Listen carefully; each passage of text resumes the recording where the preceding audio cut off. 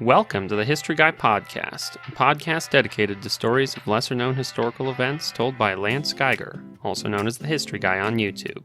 I'm Josh, your host, a writer for the channel and eldest son of the History Guy. We tell all kinds of stories about history, from the modern era to the ancient past, so you never know what we're going to talk about next. One thing you can be sure of, it is history that deserves to be remembered. We at the History Guy are also excited to announce a new way to interact with the team and the History Guy himself at locals.com. Join the History Guy Guild for your one-stop location to chat with other history fans, get updates on the team, and more. You can join for free or pay as little as $5 a month to get access to live chats with the History Guy, looks behind the scenes, early access to ad-free videos, and more. Find us at historyGuyGuild.locals.com. We look forward to seeing you there. On this episode, the History Guy tells 3 stories of dogs in history. First, he tells the story of Barry, a St. Bernard who rescued dozens of people in the Alps. Then he tells the story of Nick Carter, the world's best dog detective. Finally, he tells the stories of the Soviet space dogs, from Laika to Zib. Without further ado, let me introduce the History Guy. The image of a St. Bernard today probably calls to mind the large, friendly face of a truly massive, long-haired breed of dog that has a historical reputation for saving lives. Yes, we all know St. Bernards went out into the freezing snow carrying a barrel of life-saving medication to help people who had been stranded in avalanches. And that reputation is real. They really were life-saving dogs, but it might surprise you to find out that the dogs that saved those lives looked very little like the modern breed that we call St. Bernards. And the reputation of St. Bernards owes a lot to a single animal who has been called the most famous St. Bernard that ever lived. Despite being born 221 years ago, Barry, the St. Bernard, is still considered by many to be the best of dogs, and he deserves to be remembered. The St. Bernard breed originated in the Western Alps of Italy and Switzerland. Exactly what its distant ancestors were is something of a mystery.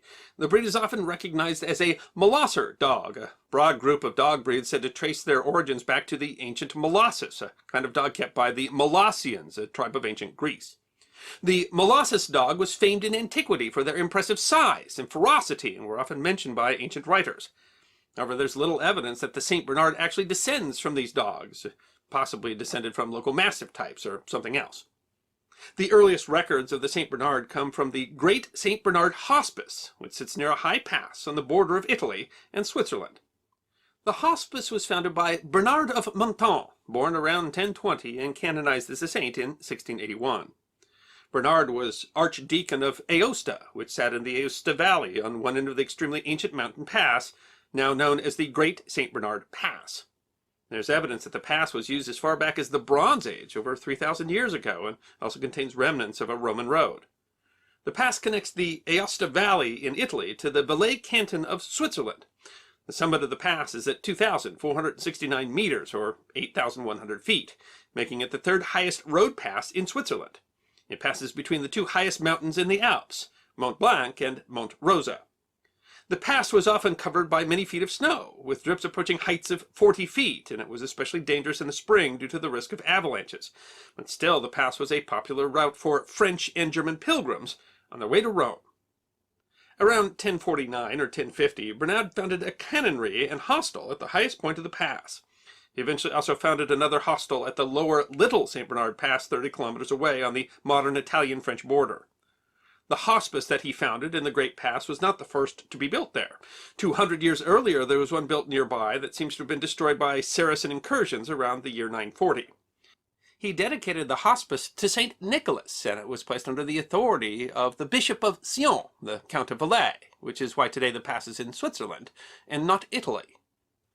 The first certain reference to the dogs at the hospice appears in 1703, but the dogs are believed to have arrived somewhere between 1660 and 1670, probably given to the monks by local families. The 1703 source mentions that the cook built an exercise wheel for a dog that could spin a cooking spit. 2 paintings from the 1690s also depict the dogs and describe them as cowherds' dogs. In 1707, the archive says that the hospice lost a dog in an avalanche. Their original purpose was probably to serve as guard dogs for the monastery, but they proved themselves adept at a different job, saving the lives of people trapped in avalanches or the frigid cold of the high pass. The dogs that the hospice obtained in the 17th century differed markedly from the St. Bernard of today. They were smaller, although still quite large, had a different shaped head, shorter fur, and a longer tail compared to the modern breed. The dogs were reportedly not trained by the monks, but performed their work essentially by instinct, although later reports do describe training the young dogs. Supposedly older dogs were the primary teachers to the younger dogs on how to find people in the often treacherous weather and terrain of the pass. By 1750, the dogs were often accompanied by an alpine guide called a marinier, whose job was to guide travelers through the passes. Monks themselves sometimes performed this role or assisted others, even physically carrying travelers to the convent. The guides' jobs were so important that the Kingdom of Savoy dubbed them snow soldiers and made them exempt from serving in the country's military. One traveler recorded that often the guides are obliged to use a kind of violence towards travelers who, numbed by the cold and exhausted by fatigue, urged that they be allowed to rest or sleep for a while in the snow.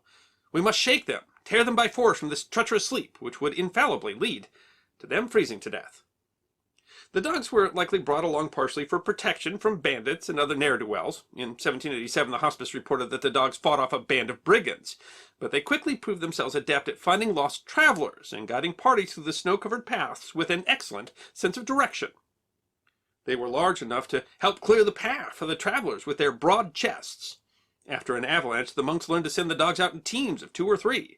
The dogs could track down buried travelers under feet of snow, and if found, either revive the traveler with their body heat and ample licking, or return to the monastery for assistance.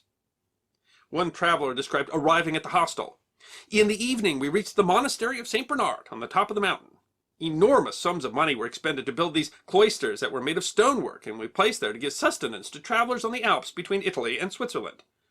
Some of the large St. Bernard dogs are about, and when we sat down, came over to give our hands a lick, just as if they wanted to say hello, too.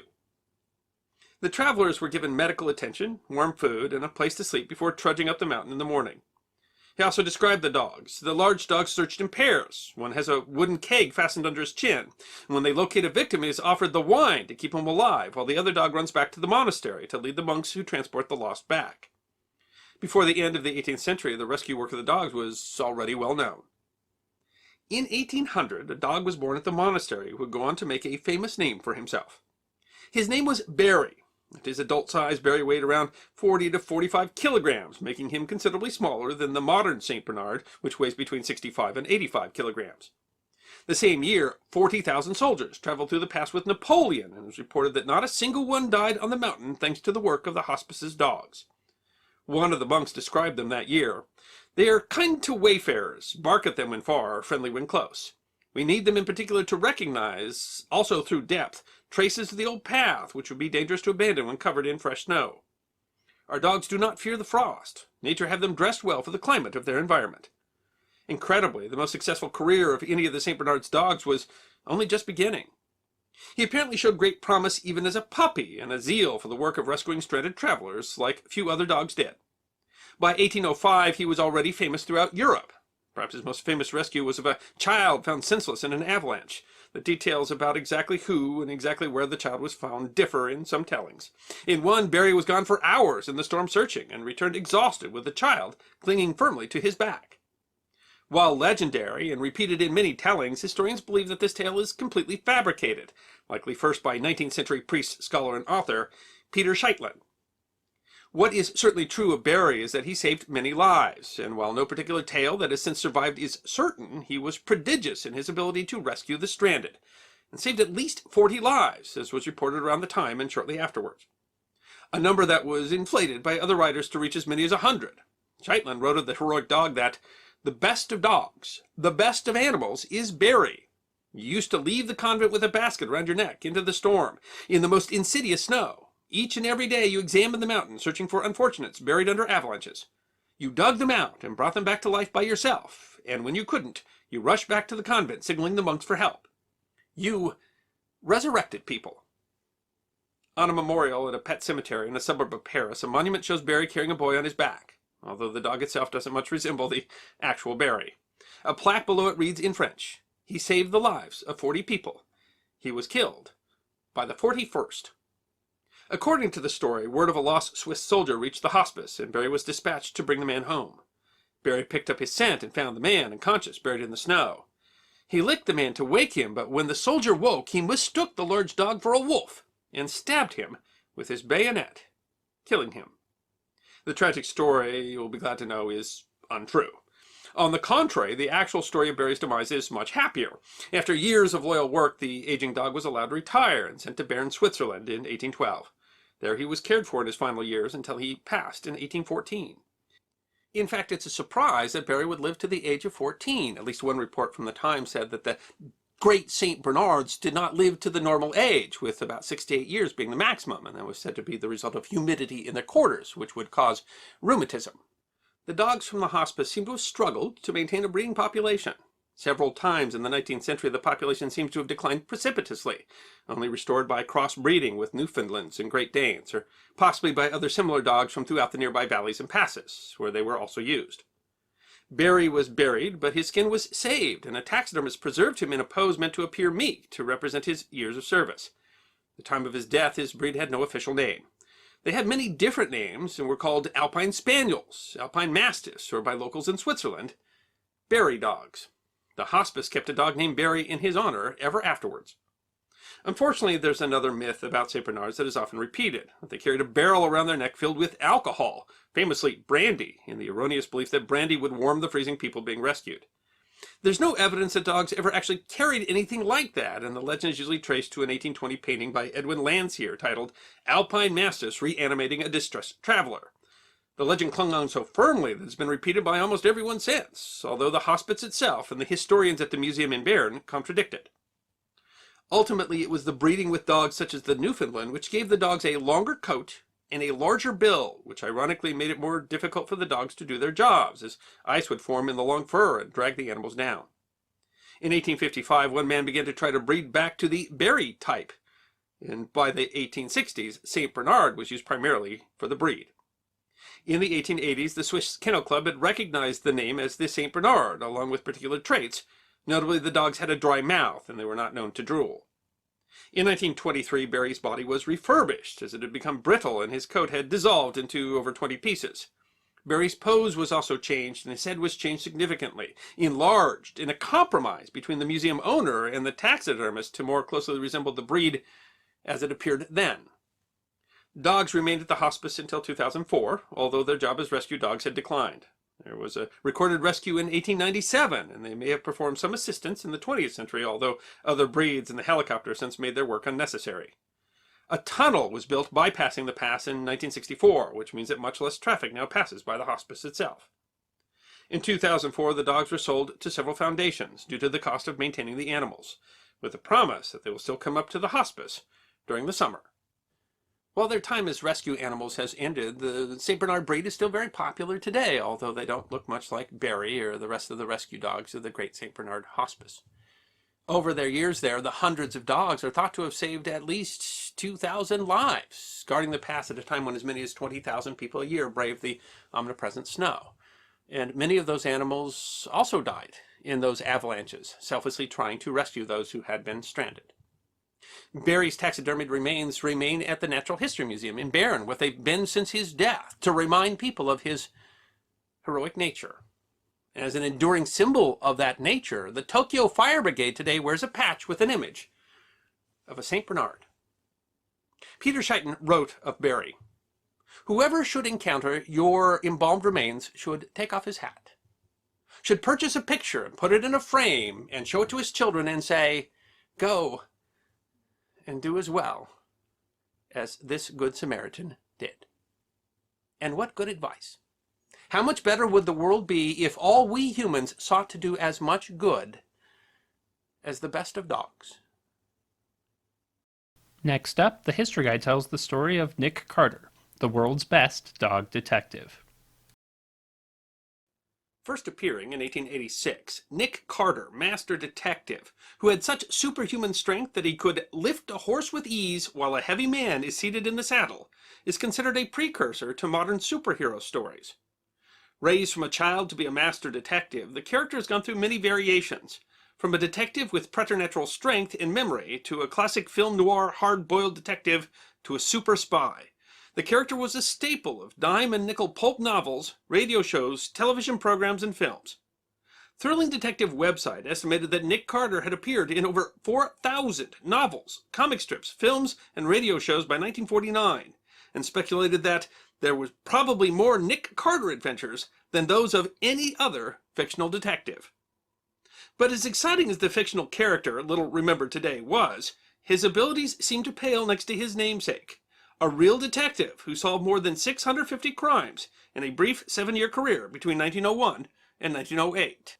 The real Nick Carter's skills were so impressive that he was called in on the most difficult cases of the day. If he arrived at a crime scene, it would draw huge crowds. When Nick Carter was described in the newspaper, it was almost always associated with the terms the famous or the celebrated Nick Carter. What's more, Nick Carter, the real detective Nick Carter, had undeniably and documented superhuman abilities. Abilities so amazing that they wildly exceeded what any normal human detective could possibly do. Nick Carter was quite possibly the most famous bloodhound in history. Bloodhounds are large scent hounds, originally bred for hunting deer or wild boar. As a scent hound, they have shown a particular ability at tracking human scent and have been used for that purpose at least since the Middle Ages.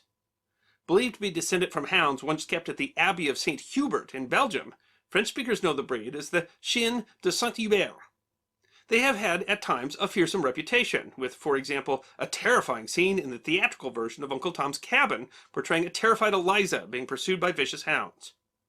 That scene damaged the reputation of the breed, but in fact, bloodhounds do not appear in Harriet Beecher Stowe's novel at all, and she describes the slave-chasing dogs as bulldogs. In fact, the breed was likely not imported into the United States until after the Civil War, and breeds used for hunting slaves likely had little bloodhound heritage. The breed is, in fact, very friendly, and when used in hunting, are used to catch a trail, but not used in the kill. Popular Science magazine described the breed's temperament in their July 1935 issue. Tracking is a game to them, and they haven't the slightest ill will towards the ones they follow. As one aficionado of the breed explains, if you are caught by a bloodhound, your greatest risk is that it may lick you to death. Volney Gilbert Mulliken was born in Kentucky in 1869. He became a breeder of bloodhounds, and his hounds were used in a number of celebrated cases. Of his hounds, Nick Carter, named after the Pulp Fiction detective, was the most famous and most celebrated. A large dog with an exceptional earage of 23 inches tip to tip, Nick Carter's first case was in 1901, when the dog was just 1 year old. The dog was put on the scent of a man who had criminally assaulted a young schoolteacher as she walked home. The dog followed the man's trail several miles, and then directly up a stair and to the man, sleeping in his bed. The man was then identified by the victim. Among his odd cases, Nick Carter was credited with following one of the shortest trails in bloodhound crime detection history. When James R. York was murdered in Lawrenceburg, Kentucky in 1905, police were baffled. Mr. York did not seem to have any enemies, and they could not divine a motive. When Mulliken and Nick Carter were called to the scene, Nick Carter led them 106 feet to Mr. York's brother, who confessed to the murder and was sentenced to life in prison. Demonstrating the gentleness and utility of the breed, Nick Carter was brought in on a case where a toddler had been missing 27 hours. Mulliken and Nick Carter were called and arrived on the scene in the middle of the night. Nick immediately caught a scent and took off, followed by Mulliken and the girl's father. The dog went so fast that the men stumbled and dropped their lantern. By the time they caught up with him, he was with the little girl, who had become entangled in some brambles. Her arm was around Nick, who was affectionately licking her face. Nick Carter was most famous, however, for finding scents that were seemingly too old to find. In one case, he tracked down a pair who had murdered a woman in her home 56 hours after the crime. Following the scent 26 miles, the pair confessed to the crime. In his most celebrated case, he followed a scent to find an arsonist that was a stunning 106 hours old. Nick Carter had a significant impact on crime in Kentucky, where he mostly operated, helping to tamp down long-standing blood feuds and showing so much skill at finding illegal stills that reportedly bootleggers put a price on his head. Nick Carter's cases became central to state decisions regarding the admissibility of bloodhound evidence in criminal trials. In 1907, Mulliken took a position with the Lexington, Kentucky Police Department, and Nick Carter and another of his dogs were officially hired as officers. Nick Carter's legs gave out in 1908, and he died shortly after retirement. His death made newspapers nationwide. V.G. Mulligan continued breeding bloodhounds and solving crimes. He eventually left the Lexington Police Department and formed his own detective agency. He took risks himself. He was nearly killed when he was shot while trailing a suspect, and was shot at several more times. He said that he also put his life at risk defending people his dogs found from lynch mobs, believing they deserved a trial. He died in 1931 at the age of 61. He is credited in helping to build the popularity of a breed that still serves law enforcement, helping to find fugitives, missing persons, and people trapped after disasters. Now's the part of the episode where we get to chat with the history guy. A little bit about what we just heard, what we're going to hear, and some behind-the-scenes stuff you only get to hear about on the podcast. So it's possible, if there was ever a single dog that has truly embodied the idea of man's best friend, that Barry is the one to choose.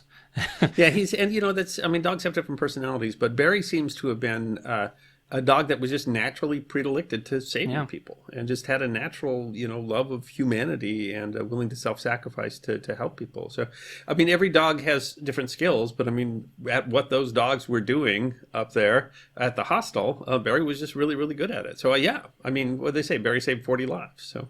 Yeah, and the dogs, they think the dogs in that whole century saved several thousand lives of people who were really traveling. People that were crossing that path.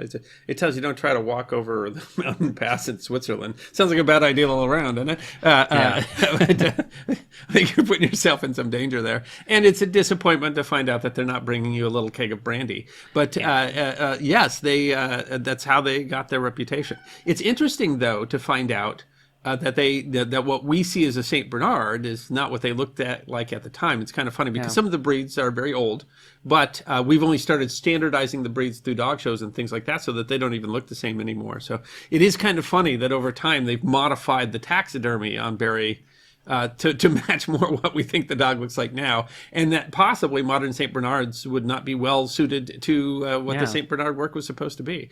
But those dogs. It's amazing. Just these monks just had these dogs, and they would just run out there and pull people out of the snow, or at least find out where they are, so you could go pull them out of the snow.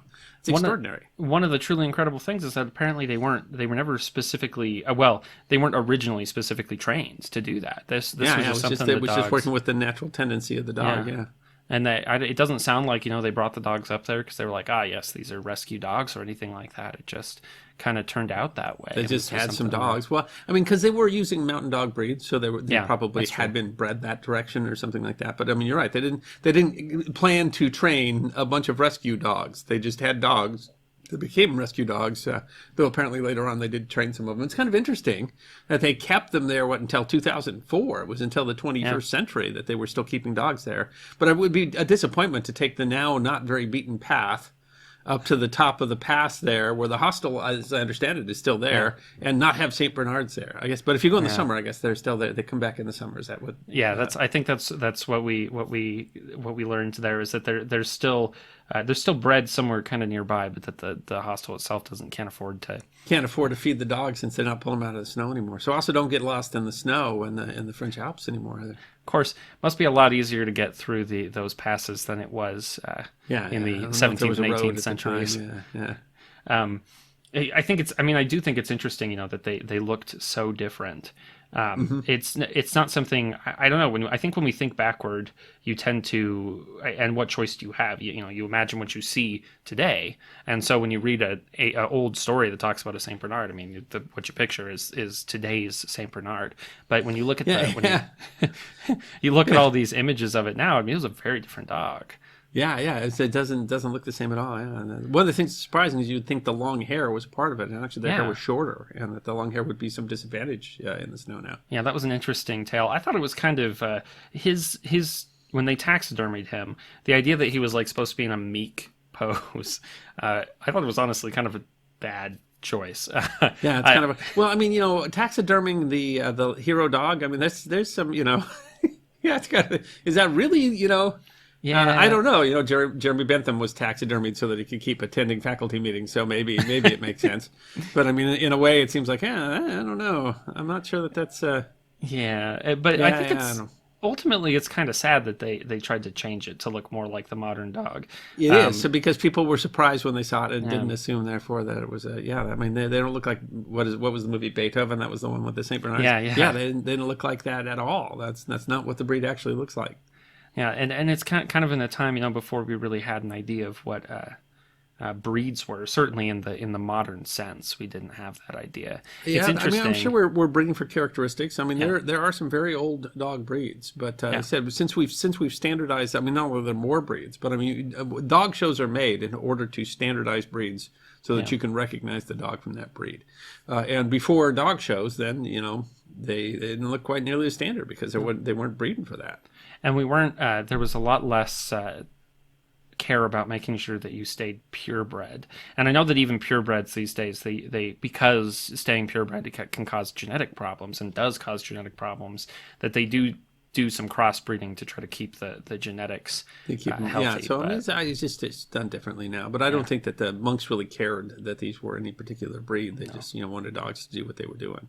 Well, and they one of the reasons why they look different now is because they specifically continued breeding with other animals that were nearby. It sounds like several times that the population there got close to going extinct. Didn't have enough dogs to do it, and so they had to bring in or crossbreed with other dogs. Yeah. It's just a difficult thing to do, but I think it's really cool to me to hear these stories, these old stories about dogs, because it's clear that dogs have been a part of human history always. I mean, essentially we've got a really interesting episode about cats. Yeah. But I mean, that is so relatively recent comparatively. I mean, we don't really know much about domestication of dogs because it occurred long in prehistory, way back in prehistory, and was probably had to do with the fact that we were both persistent hunters, and so there was just a consistency between the two. So it makes for a different question. But I mean, wherever you go back, dogs were important. They were important parts of life, and that makes you wonder, how as the human race goes forward, how it's going to keep interacting with the animals. But it's interesting that we keep around a lot of breeds like St. Bernards that at one point were working breeds, and now that function is gone, and yet we still keep the breed around. Yeah, right. And it is sometimes online you'll see things that are like what this breed looked like 100 years ago, and it is really quite incredible. It's not how different they might look. We've definitely, I mean, now we've got very particular standards and stuff for what the dogs look like, and that was to breeds. And we see, well, I don't know, you remember my dad, your grandpa had a 3-pound dog, so oh gosh, that was that dog, half the size of a cat. When I tell people about that dog, because it was a miniature Chihuahua, and then it was the runt of the litter, so much so that they didn't think it was going to live, and someone's like, oh well, I'll keep it. But, that was a funny. So I mean, and the idea that, I mean, starting with one species, because we think dogs all domesticated from the same species, that we've got Great Danes, like we did the one on the Great Dane in South Africa on Just Nuisance, and you got that little lady, when she barked, you try to figure out what that little noise was, because it just sounded like something was squeaking, and it was the dog on the floor. They're I mean, it's extraordinary what we've bred to, but I mean, to breed that variety means that you have to have done some. I mean, it's like we said with the St. Bernards, it's got to be difficult to breed that without running into all sorts of breeding issues, and that's why there are a lot of breeds that have a lot of health issues that come from what we were choosing to breed to. Yeah, and that's sometimes those were trade-offs, and it's interesting sometimes how why those stuck around, and it's different depending on what the animal is. But it is amazing to think that these dogs that were essentially farm dogs, cow herders, these alpine dogs that they just brought them up, and they started originally just rescuing people out of the blue, like, oh hey, that's a good idea. Since originally they were probably brought up there to be guard dogs, and which is, I mean, dogs have always been used as guard dogs in various ways. They talked about in the 18th century there, the dogs fighting off brigands, which they would have been. These still would have been pretty sizable dogs, but like Barry himself was significantly smaller than the St. Bernards today. Yeah, but it's an interesting story that's just what they we did that episode, and we did it on the podcast not that long ago, the Mercy Dog one, and these dogs were acting pretty similar to the Mercy dogs without much training, which they kind of found multiple times they had dogs that were never trained as Mercy dogs that seemed to do similar jobs. It seems to be just something that dogs. I mean, first of all, there's a reason. I mean, the reason probably that humans domesticated dogs is that there's some sympathy in how we kind of see the world and how we hunted and etc. And so that's not surprising that we're going to find dogs that are predilected to doing some things that we find to be useful because they find the same things useful. And it's also not surprising that over 50,000 more years of breeding, that I mean, even if you didn't breed the dog to do what it's doing, I mean, there's reasons why those traits would be important, would be valuable to you. One of the things that terrifies me is the idea then is that if we have the same amount of time breeding cats, that we will get the same variety of cats, because I'm quite sure if I had a cat the size of say a Dane, then it would kill me and eat me. I have no doubt in my mind that if cats get as big as dogs, even as big as middle-sized dogs, that'll be the end of us. Yeah. Yeah, they, and there are people doing that. There's a lot of effort these days to, breed particular breeds of cats, to create breeds. Yeah, I mean, obviously there are wild cat breeds. You can take a cougar into your house, or a leopard into your house if you really wanted to eat your children. But I mean, I mean, theoretically, domestic dogs were bred to all those sizes from the Eurasian wolf. So theoretically, all the cats that we have today, and of course, people are breeding huge cats, the Maine Coons and stuff like that, and you breed them for personality and all sorts of things. But I mean, it just terrifies me to think about the size. I mean, our business manager has an English Mastiff, and he's the sweetest thing in the world. He's a sweetheart. But if he had my cat's personality, that would be, troublesome. My wife, when she was a little kid, so like a toddler, their cat was young and was mousing her, and actually caused some damage. And so they had to get another cat essentially the choice was get another cat to try to work out his energy, or get rid of the cat. And I think if a cat was big enough that I was relatively closer to the size of a toddler compared to it, compared to a regular house cat, that might be that they might. I'm not sure they would be as friendly as Barry. I'm not sure their personality work out, because I'm not sure that they're the same. I mean, the reason that we domesticate cats is different than the reason that we domesticated dogs, and that's why some dogs have personalities that are naturally assist humans. That's not we bought cats to hunt stuff that was trying to eat our food, and they're not pack hunters. So I'm quite sure that the reason I haven't been eaten in my house with 3 cats is because I'm too large to eat, and if you make a larger cat, then that equation might change. That might shift. Yeah, I very much think that my cats have never. I don't think either one of them, because I've had them both since they were very little, have ever killed a bird or anything and just eaten it raw. But I still think they would know how to, if given the opportunity. I don't know. I've heard that they might need to be trained to know how to do the killing blow or whatever. And so if you have a house cat and they've never been trained that, then sometimes they'll kind of torture stuff because they don't seem to know how to finish it off. But certainly my cats are still hunters. But I think there's still the natural instincts of a dog are still even in domesticated dogs, even in the 3-pound miniature Chihuahua. Lady was her name, by the way. Even that little dog, there was still dog to her. And it's kind of funny because she would still defend her territory, which is she would easily be eaten by almost any other dog breed. I mean, she could be intimidated by a wiener dog, right? So, she would have fit reasonably inside my shoe if. Yeah, she was crazy small, but she got along with the cat, I guess. So I guess that's true. The cat never ate the dog, so maybe that's proof that the cat wouldn't if it was bigger. Maybe it wouldn't eat us if given the opportunity. Because the cats never ate Lady. So that was an interesting place for that conversation to go, wasn't it? So anyway, Barry was the best of dogs. That instinct was amazing, and it's a great video. It's a lot of fun. It's kind of interesting to hear that the great legend about how Barry died is actually not true, and that Barry had a really wonderful life because Barry deserved a wonderful life. Yeah. This is an interesting, one of the things the story kind of is a good example of is how these legends build up. Because, I mean, Barry was clearly an incredible dog, but he went from saving 40 people to saving 100, and then they've got all these various stories of how he saved people, and, I mean, even to this dramatic, heroic death that he was trying to save somebody, and stabs him, and he still tries to help. Still saves the guy's life. Yeah. It's and yet it's none of it's true, and we don't actually know if any particular story from Barry was a true story, but it's interesting to see how that builds up. How many of that might have applied to other dogs there. Yeah. But I mean, Barry was certainly a real dog. Barry certainly did heroic things.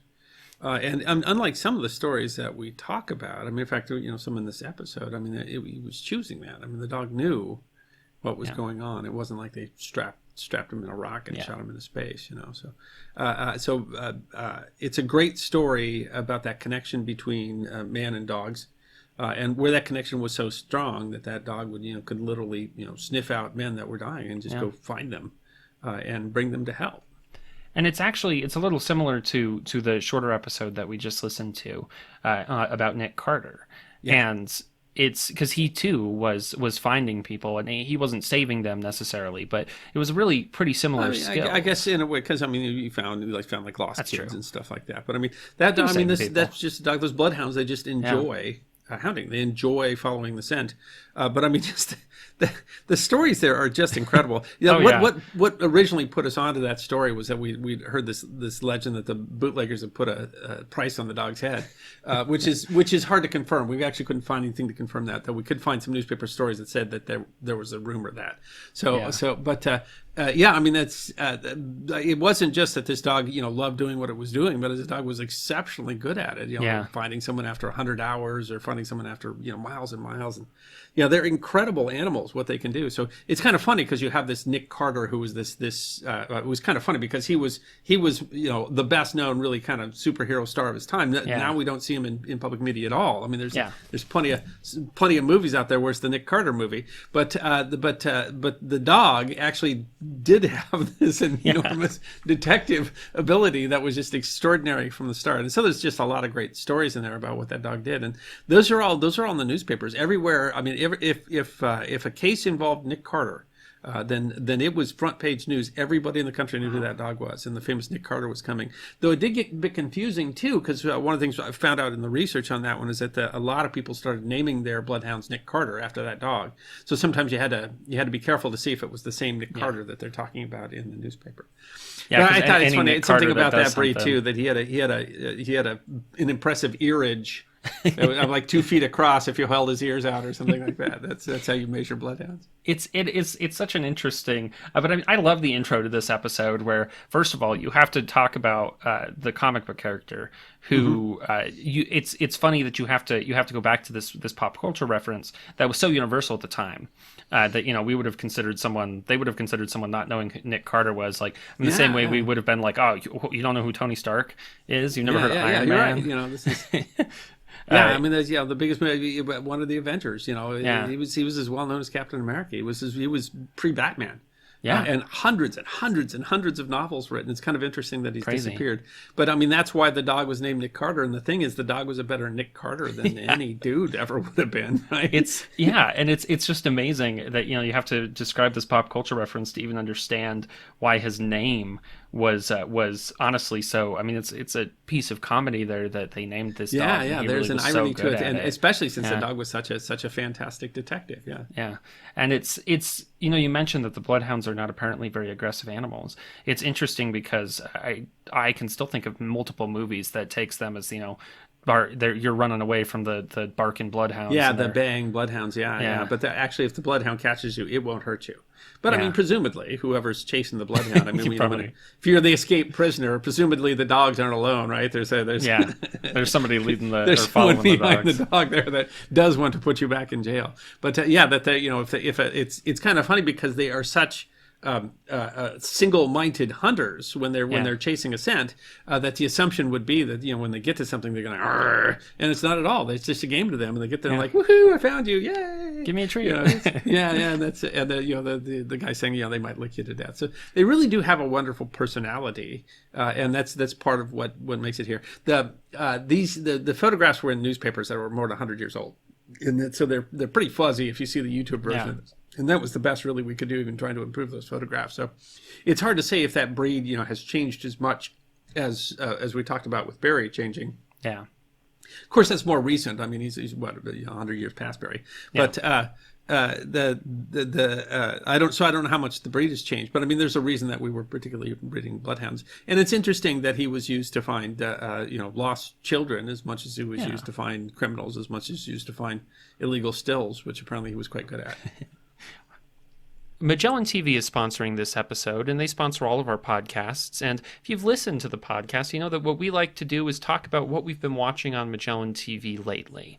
And so what have you been watching on Magellan TV? In honor of what the episode that we'll be talking about after this, I actually watched one about the International Space Station. It's called Zero Gravity. It's about life on the space station. And you've seen it. I mean, it was really cool to me because I'm old enough to have seen, when they were floating around in Apollo or in Skylab, and they're like, "This is how we take a shower." So, it was kind of fun. It's a European who went up to the space station, talks about his training, talks about how he got there, talks about his time when he's up there, and shows just so how do you eat, where you sleep, that sort of thing. So I think it's really cool. How do we actually live up there?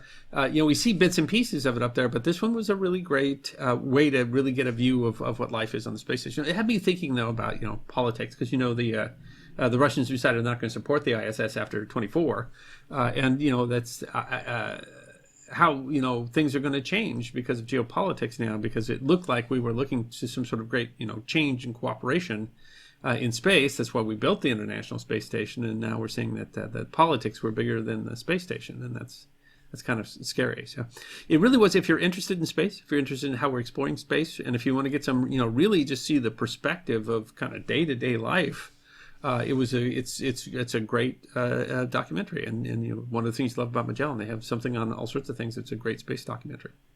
What have you been watching on Magellan TV? So I kind of in the same vein, I was watching, it's called A World Without NASA. There's actually a couple episodes on it, but what it's really about is talking about various things that NASA has done and the way that those technologies have kind of spread out into the modern world.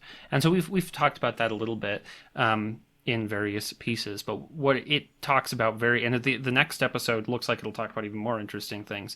One of the things it talked about was how NASA has affected food safety, and how essentially the way that NASA was learning how to keep food safe, so when it went up into space, that how we've turned that into how we keep our food safe at the grocery stores. Really interesting ways in which kind of NASA has affected modern life. And I guess the conceit is that where would we be without NASA? But I think it's a lot of people, we don't see how the way things that NASA have invented have worked into our everyday lives, and so I think it was a really, really interesting way to see that. I didn't know. They only mention it briefly, but apparently they took salmonella into space, and what they learned is that it's actually more virulent in space than it is on Earth. You need less of it essentially to actually get sick, and that's. Gosh, it's a really interesting little tidbit. So it's some really interesting stuff. And, as always on Magellan, it's really high quality. You're able to learn all kinds of stuff, and there's always more to watch. Yeah, it's always been one of the arguments for explorations. Whenever you do that, then you end up getting a lot of ancillary technologies that are useful.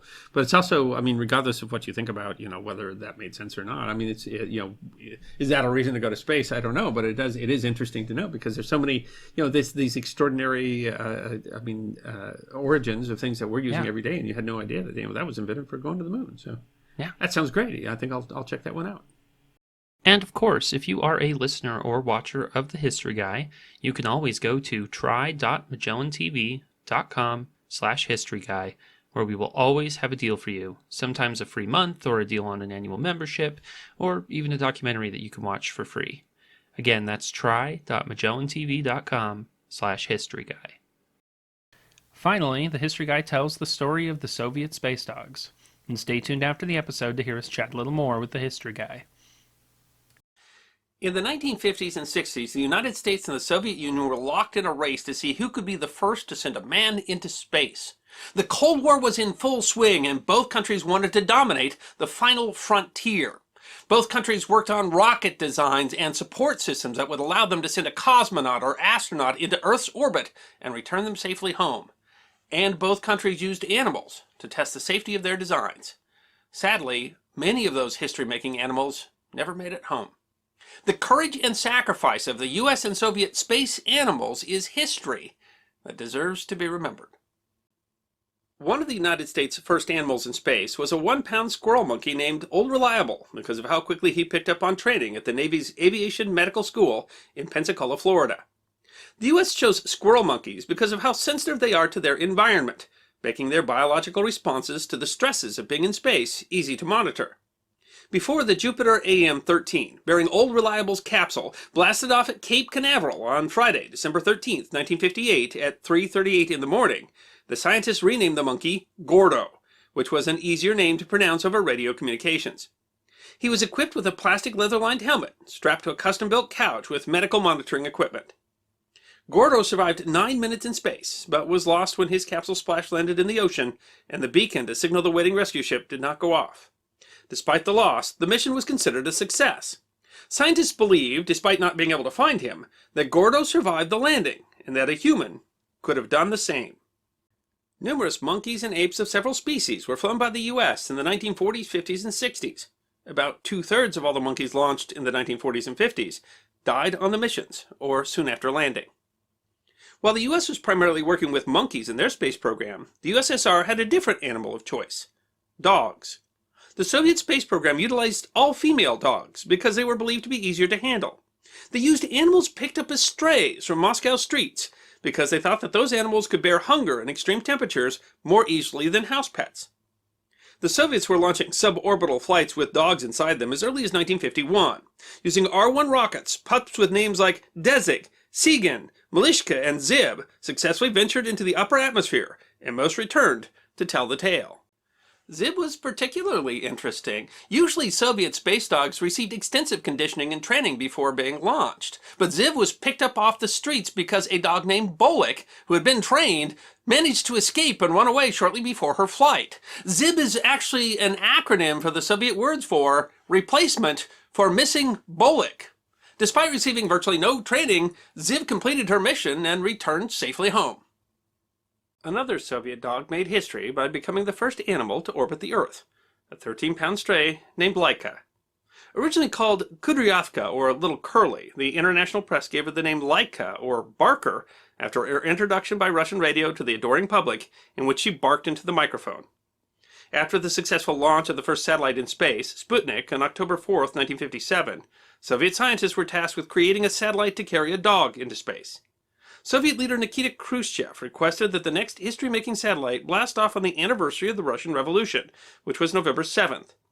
With this tight deadline of less than a month's preparation, scientists were pressed for time on designing Sputnik 2.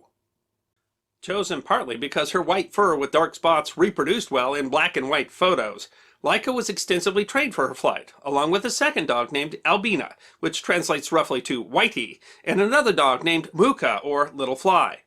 Muka was used to test the systems on the rocket, including life support.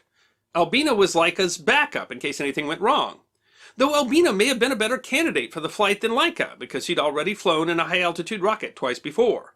But Albina had a litter of puppies, and scientists were reluctant to send her on the mission. They already knew the dog they sent into space would not be coming home. The equipment to safely return a living creature from orbit had not been invented yet. The capsule would only be equipped with 1 day's worth of food because scientists weren't certain the dog would be able to eat it all. There were also concerns about weight. The first Sputnik, launched the month before, weighed about 40 pounds. Sputnik 2 would weigh an astonishing 250 pounds. Laika was outfitted with extensive biological monitoring instruments, through surgeries, and a special waste-eliminating suit created just for female dogs that took training for the animal to get accustomed to. She was kept in smaller and smaller boxes to prepare her for the restrictive space capsule and trained to sit calmly for a long time. Laika was also run through centrifugal simulations to prepare her body for the stresses of spaceflight. It must have been difficult for Russian scientists to send the famously even-tempered Laika off to her death. Adelia Khodovskaya, a scientist on the mission, said, "Before Laika's mission, I was crying. We all knew in advance that she would die. We were asking her to forgive us." Critics at the time protested the use of Laika. The National Canine Defense League in the United Kingdom asked all dog owners to participate in a minute of silence for Laika. Some animal lovers protested in front of Russian embassies. Before lunch, one of her handlers took Laika to his home, and his children spent a few hours playing with the dog before the flight. One of the people who prepared Laika for the flight later said that as she was strapped into the capsule, someone kissed Laika's nose and wished the dog bon voyage before shutting the door. Laika blasted off on November 3rd, 1957 in an R-7 rocket. After surviving the unbelievable gravitational pull of takeoff and making it to orbit, the jubilant Soviet scientists sent the message, "Alive! Victory!" to authorities for distribution through the press. At the time, the official story circulated suggested Laika was alive for a few days in orbit and had died a painless, pre-planned death. It was not until 2002 that scientists shared with the world that she probably died from the heat and stress, only a few hours after the flight began. Laika's capsule orbited the Earth over 2,500 times and burned up when it re-entered the Earth's atmosphere the following April. Skywatchers in the United States reported UFOs and bright lights. What they were seeing was Laika's return to Earth. Oleg Gazinko, one of the scientists to work with Laika, expressed dog lovers' opinions about her loss. He later said, "The more time passes, the more I am sorry about it. We did not learn enough from the mission to justify the death of the dog." Laika has been memorialized in popular culture, children's books, films, and stamps. In 2005, NASA named a soil target on Mars, part of the Mars exploration rover mission, Laika, because of her contribution and sacrifice for space travel and humanity. It would be almost 3 years since the flight of Laika and Sputnik 2 before the Soviet Union's Institute of Aviation and Space Medicine would again send dogs into space. The dogs on the next flight were named Belka and Strelka, and they would not be going alone. Soviet scientists also sent rats, mice, a rabbit, fruit flies, and plants with them. The primary aim of the mission was to gather intelligence regarding the physiological effects of space flight, information that would be used to determine whether or not short-term exposure to weightlessness seriously impacted basic bodily functions. Belka, which translates to squirrel, and Strelka, little arrow, were small, like Laika, but unlike their unfortunate colleague, their capsule was equipped with parachutes. Cameras were installed in the capsule to record their every move. When Sputnik 5 reached orbit, neither of the dogs were moving. However, after the 4th time around the Earth, Belka vomited, and both dogs began to move and bark. After they circled the Earth 17 times, the successful pair returned to Earth and became almost instant celebrities. The taxidermied pair may be viewed at the Museum of Cosmonautics in Moscow. A year after the flight of Belka and Strelka, Yuri Gagarin became the first human to orbit the Earth.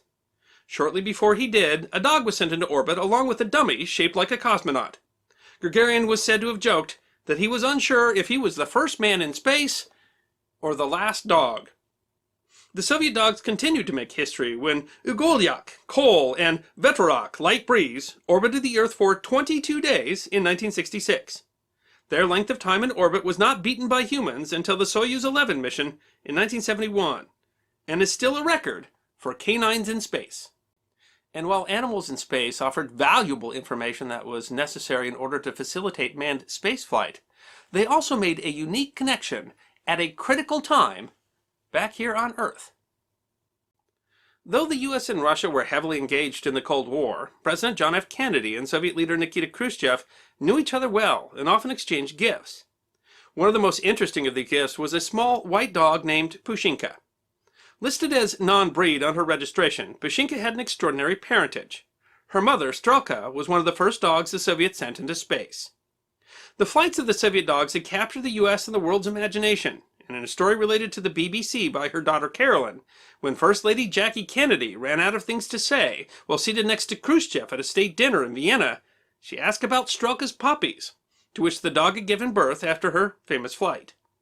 A few months later, Khrushchev sent Pushinka, the daughter of Strelka, to the White House. According to Carolyn, my father had no idea where the dog came from and couldn't believe my mother had done that. By some reports, Pushinka had to be x-rayed and frisked for Soviet listening devices before being allowed into the White House. Pushinka became a favorite of the Kennedys' children and also one of the Kennedys' dogs, going on to have a litter of puppies with the Kennedys' Welsh Terrier named Charlie. The puppies were named Butterfly, White Tips, Blackie, and Streaker, and Kennedy reportedly referred to them as Popniks. The puppies were given to 4 families in the United States after nearly 5,000 letters arrived at the White House requesting the dogs. About a year after the arrival of Pushinka, the Cuban Missile Crisis, one of the defining events of the Cold War, took place. Historian Martin Sandler argued in his 2013 book, The Letters of John F. Kennedy, that Pushinka and the relationship between Kennedy and Khrushchev helped prevent nuclear war.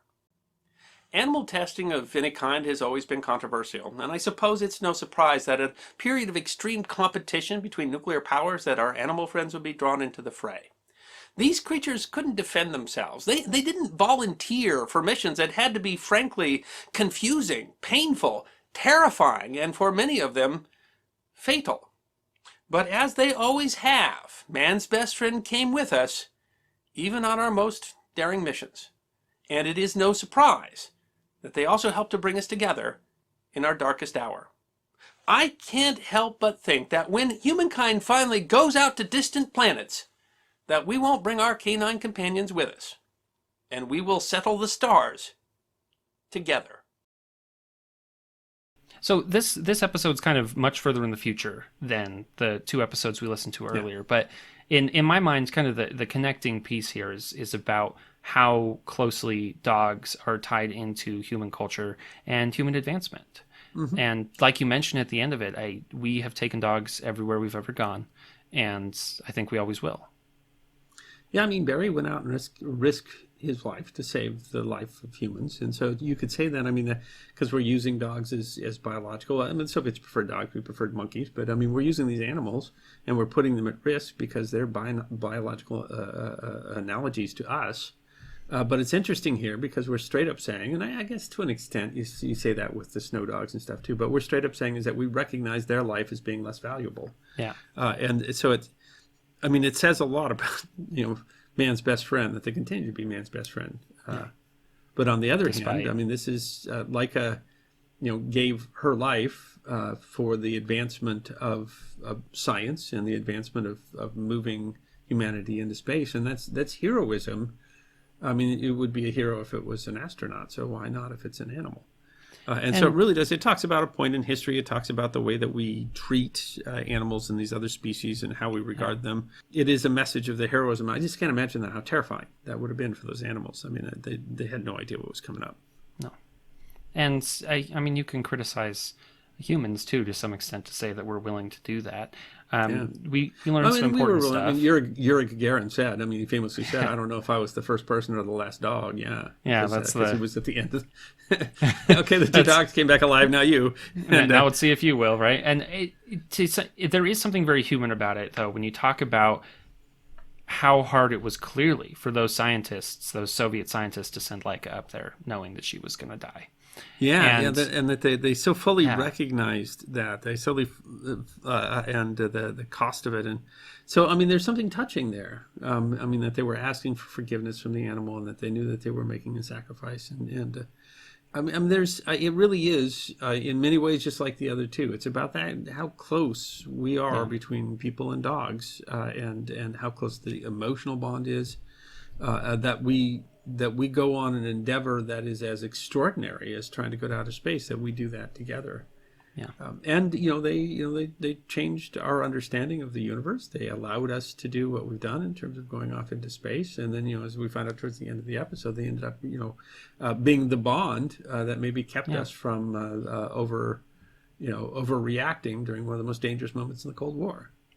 And it's such an interesting story, the way that that dogs were so connected to all of that. I think we will. I mean, you mentioned we'll bring dogs into space with us. It makes me think of the Star Trek. In Enterprise he has a beagle, and in Next Generation, of course, Data has a cat, which I've always thought was. But it's it's interesting to think that no matter how many things change around us, that dogs have stayed as as a partner, and I mean, yes, as a tool too. I thought it was interesting, the scientist you said ultimately is like, we didn't learn enough from Laika to send her up there, and I think that I think today we try to ask. I hope we try to ask that question, as if we're using animals for things like that we ask ourselves, is this something we can only learn? It's still a very difficult question, and how animals are used in all sorts of research and cosmetics research, all this stuff we talk about it. So I mean, it's hard to see, Latka is not being different, little Barker, but then a dog that's being tested to see if shampoo hurts your eyes. But in the end, like they said, what do we really learn from sending her up there? That we really had to have the dog up there, and especially to send the dog up knowing that it couldn't come back. So much of that was because they were just in a hurry to launch, and so they probably could have put thought into bringing the dog back down to Earth, and they didn't. But I can't imagine being locked up there. And it's interesting that they made it sound like she was up there for a long time, and that she kind of would have quietly died, and that instead the dog died of stress almost instantly. Is that secret was kept clear until the 21st century? That's just kind of hard to imagine. So, I mean, there's shocking stuff in this episode. It really does make you think, was this really worth it? Should we really have done this? But on the other hand, it makes you appreciate, again, what these animals can do and what they've been willing to do for us. And so I think of them as being heroic, even if they had no idea. I mean, it's, I guess Barry had some idea when Barry was going out into the snow. But Laika didn't know what they were doing, why they were teaching, Laika to stand still. I mean, I'm sure Laika's not like, they're going to put me in a rocket and shoot me into space and let me die up there. That's just not what was doing in the dog's head, And I mean, I don't know, we don't ask them to volunteer. And you can't really. And that was the whole thing, though. It's interesting. History is simply interesting. They used just strays out of Moscow because if you're a stray dog, you manage not to freeze to death in Russia. That kind of difference between the American vision where we're using monkeys and we're looking for ways that they're kind of similar to us, and the Soviets are like, well, we're going to send dogs because if a dog can live up there, we can, and a stray is the best choice. Yeah, because they're going to. Obviously, if you're alive, if you live through a Moscow winter without a house, then you're hard to kill. You're hard to kill. So we'll send you up there, and that should prove. One of my favorite stories, honestly, and it is an entertaining story, especially because it ends happily. The dog comes back, but it's they have that dog Bolik that they've trained to go up into space, and then they lose it, and they just pick up a stray and essentially name it replacement dog and shove it in a rocket. Yeah, and it does just as well as the dog they've been spending all that time training. That's that poor dog. I think of the fact it makes you wonder if you could do the same as an astronaut. I don't know, but I mean, rocket me up there, that dog finally thinking, this is my forever home. I've been pulled off the street. I no longer have to live as a stray. 2 days later, space. Yeah. Shoot it into space. Oh, that poor dog had no idea what was going to happen to it. But it is. But it says a lot about. I mean, when Jackie Kennedy was sitting next to Nikita Khrushchev, the thing that they found in common they could talk about was dogs. And that was Belka and Strelka, which are adorable little names for meaning squirrel and little arrow. I think that's just adorable. Arrow, But I mean, the fact that named... they came back and they bred, but then they stuffed them both. They're both in a museum, and I'm still I'm just not sure how I feel about that. I have I love my cats a lot. I don't think I'd stuff them after they were dead. I feel like I would think that was if your rude. cat was a hero, if your cat was great, if your cat was the one that pulled 10 people from a fire. Does that make you feel better or worse about stuffing the dog and putting it or stuffing the cat? But I have no idea. It's a fair question, right? It really does. I'm not sure where to put that. I mean, it certainly meant as an homage. I mean, they were certainly heroic little animals. And how you have to wonder if they're in their old age talking about remember that time we went. I mean, does the dog really know what happened to it? It's like, remember that weird thing? Will say that something. I had this really crazy day, and I don't know. Was it Suddenly they were pulling me out of the box they put me in. I mean, did they realize they were shot into space and dropped down on a parachute? I mean, does the dog remember that afterwards and have some idea what happened, or was that just they went on a car ride? Yeah, they were like, that was a really weird car ride, man. That was I honestly don't know, but it's interesting because it seems like in Barry's day at least there really wasn't another way to preserve his image. I mean, you could draw him, I guess, but in the time of photographs, it sure feels like we could have made a fake. We didn't have to taxidermy him. Right. We could have made a fake. Just taken pictures of him. I don't know that a dog cares what you do with their mortal. Well, that's also fair. I honestly don't know. But I mean, obviously, in nature, they wouldn't have been preserved in any way. But I don't. I have no idea what to do. But honestly, I'm not planning trips to Russia. But I mean, I'd love to see the Space Museum, and I would probably look at the stuffed. Well, I would probably go look at them too, and then you can at least say, "Oh, look, that's what it looked like." Yeah, although you do wonder, they didn't stuff Yuri Gagarin. No, right? He got to be buried. But I guess they did do Lenin, so I have no idea, where the. We're back to Jeremy Bentham sitting at the end of the hall there. I mean, every once in a while, but. What their choices are exactly on that. I mean, why it was okay to stuff the dogs and not the the first astronaut? I don't know. Maybe that's the proof that he was the first human instead of the last dog. That's the difference between the two, clearly. And of course, yeah, the fact that, Belka is able to, or Strelka, whichever one was the puppies that end up coming to Kennedy. Yeah. Pupniks. What a great story that is. Pupniks. That's such a great story. Yeah. Well, and they had that. They came. They're like, is this dog a spy? They had an X-ray and make sure it changes collar. And you could totally imagine in the Cold War that they might have tried to bug the White House with the dog. with a dog. Well, there's that. It was no longer classified, but sometime during the Cold War, they had tried to turn a cat into release it and apparently they released the cat and it was like immediately hit by a car or something, but it had some kind of listening device in it, and they figured if it's a stray cat, it wouldn't at all be the craziest thing out of the Cold War if that dog was built to try to listen to it. And you can see why the president's kind of stuck in an odd position there, because you don't really want to keep the Russian dog. But I mean, it's a dog. So there are, I think, descendants of the puppies are still out there. Oh, I was kind of interested in that. If it's a little harder to. You would think someone might keep track of that kind of stuff. What a wonderful Cold War story, though, that they had these 4 puppies that thousands of families wrote in, and 4 of them got to keep the puppies, and when the Cuban Missile Crisis is going on, that's the thing that he and Khrushchev can talk about. Yeah, that kind of helps to diffuse the situation. So it really is. I mean, that they were. It's hard to think about how much dogs were part of the Cold War, but they were. And this episode talks about that, and so it's a lot. I mean, part of it's touching, part of it's funny, part of it's just extremely painful. And I think that is, that's what history is. And I mean, this kind of covers that whole gamut of history, and we have maybe even more sympathy for it because it's occurring to our 4-legged friends. Thank you for listening to this episode of the History Guy Podcast. We hope you enjoyed this episode of Forgotten History, and if you did, you can find more on our website, thehistoryguy.com. We release podcasts every 2 weeks, so stick around if you want to hear more podcasts of Forgotten History. You can also find us on Facebook, YouTube, Instagram, Twitter, and Patreon. You can even get a personalized message from the History Guy himself on Cameo.